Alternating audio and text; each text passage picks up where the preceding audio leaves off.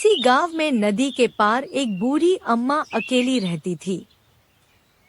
उनके परिवार में कोई नहीं था। बूढ़ी अम्मा रोज इडली बनाती और नदी के उस पार एक कारखाना था जहां बहुत सारे गांव वाले मजदूरी करते थे। अम्मा वहीं जाकर इडली बेचती थी। एक दिन अम्मा इडली के बर्तन नदी के पानी से धो रही थी कि तभी उनके बर्तन में एक चूहिया आ गई। अरे, तू कहाँ से आ गई? लगता है गलती से नदी में गिर गई थी। अम्मा चूहिया को पानी से निकालकर अपने घर के बाहर सूखने रख देती हैं। ले भाई, देखा मैंने तेरी जान बचाई है। आज से तू मेरी बिटिया है। हंसकर ये बोलती हुई अम्मा घर के अंदर चली जाती हैं और अपना खाना बनाकर खाने लगती हैं। अम्मा को खाना खाते देखकर चूहिया भी उनके पास आकर बैठ जाती है।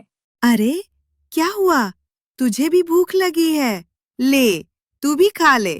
रोज तो मैं अकेली ही खाना खाती हूँ। आज कम से कम तेरे साथ खाऊंगी तो अच्छा लगेगा। रात होती है। चल भाई, मैं तो सोती हूँ। कल फिर इडली बनाकर बेचने जाना है, तू अपना देख ले। कहकर बूढ़ी अम्मा सो जाती है। सुबह होती है। चिड़ियों की चहचहाहट से अम्मा की आंख खुलती है। वे बाहर आकर देखती हैं कि एक सुंदर लड़की चूल्हे पर बैठी इडली बना रही है। अरे, कौन हो तुम? और मेरे घर में क्या कर रही हो? अम्मा, आपने मुझे नहीं पहचाना। कल ही तो आपने मेरी जान बचाई थी और मुझे अपनी बेटी बनाया था। मैं आपकी बेटी हूँ। लड़की की बात सुनकर बूढ़ी अम्मा हैरत में पड़ जाती है। क्या? लेकिन तुम तो एक चूहिया थी, फिर लड़की कैसे बन गई? अम्मा, मैं असल में एक लड़की ही हूँ। एक तपस्वी के श्राप ने मुझे चूहिया बना दिया था, लेकिन कल जब आपने मुझे अपनी बिटिया कहा तो मैं फिर से लड़की बन गई। अम्मा, ये लीजिए, मैंने आज आपके बेचने के लिए इडली और चटनी बना दी है। बेटी, तुम्हारा नाम क्या है? अम्मा, आपको जो भी अच्छा लगे आप मुझे उसी नाम से पुकार सकती हैं। ठीक है बेटा, आज से मैं तुम्हें मुशिका कहकर पुकारूंगी। कहकर अम्मा इडली का टोकरी लेकर बेचने चली जाती हैं। बूढ़ी अम्मा मुशिका का साथ पाकर बहुत खुश थी। उनके अकेले जीवन में मुशिका परिवार की तरह आ गई थी। लेकिन वे हमेशा मुशिका को गांव वालों की नजरों से दूर रखती थी, क्योंकि भले ही मुशिका चूहिया से एक सुंदर लड़की बन गई थी, मगर उसकी पूंछ अब भी थी जिससे वह दूसरी लड़कियों से अलग नजर आती थी। एक दिन बूढ़ी अम्मा बहुत बीमार हो जाती है। बेटा मुशिका, क्या इडली तैयार हो गई? अम्मा, इडली तैयार है, लेकिन आप बहुत बीमार हैं, इसलिए आज इन्हें बेचने के लिए मत जाइए। नहीं बेटा, बहुत सारे गरीब मजदूरों का पेट इन्हीं इडलियों को खाकर भरता है, क्योंकि मैं सस्ते दामों पर इडली बेचती हूँ। अगर मैं नहीं जाऊंगी तो बेचारे मजदूरों को भूखा रहना पड़ेगा। नहीं अम्मा, ऐसा भी क्या है? अगर इतना जरूरी है तो आज आपकी जगह मैं इडली बेचने चली जाती हूँ। आप आराम कीजिए। बूढ़ी अम्मा मुशिका को गांव जाने से बहुत रोकती हैं, पर वह उनकी बात नहीं मानती और टोकरी लेकर इडली बेचने चली जाती है। मजदूरों के खाने का समय होता है और वे धीरे धीरे इडली खरीदने आने लगते हैं। अरे, तुम कौन हो? अम्मा कहाँ है? वो क्यों नहीं आई? अम्मा बीमार हैं, इसीलिए आज उनकी जगह मैं आई हूँ। मैं उनकी बेटी हूँ। मेरा नाम मुशिका है। मजदूर इडली खरीद ही रहे होते हैं कि तभी एक मजदूर की नजर मुशिका की पूंछ पर पड़ती है। अरे अरे भाई, ये देखो, ये क्या है? अम्मा की बिटिया तो पूंछ वाली है।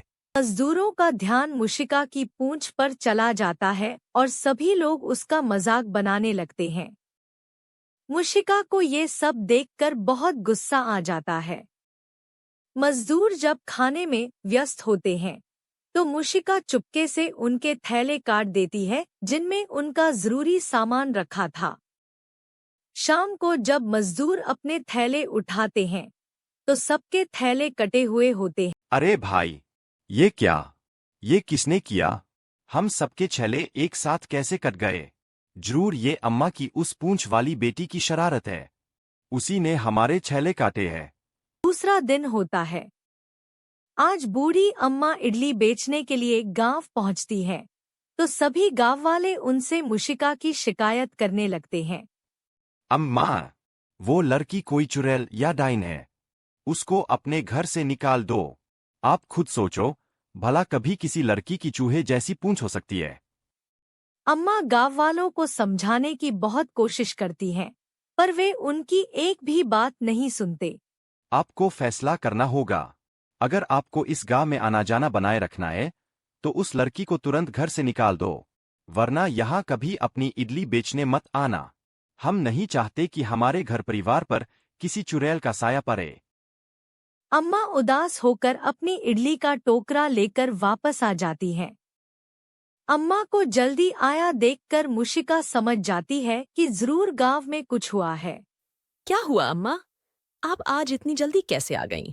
कुछ नहीं बेटा, कुछ नहीं हुआ। गांव वाले तो नादान हैं, उन्हें सही गलत अभी समझ नहीं आएगा। बेटा, कल से बेचने के लिए इडली मत बनाना। क्यों अम्मा? बस बेटा, अब इस उम्र में इतनी मेहनत नहीं होती है। मैं तो बस तेरे साथ रहकर समय बिताना चाहती हूँ। दिन बीतते हैं।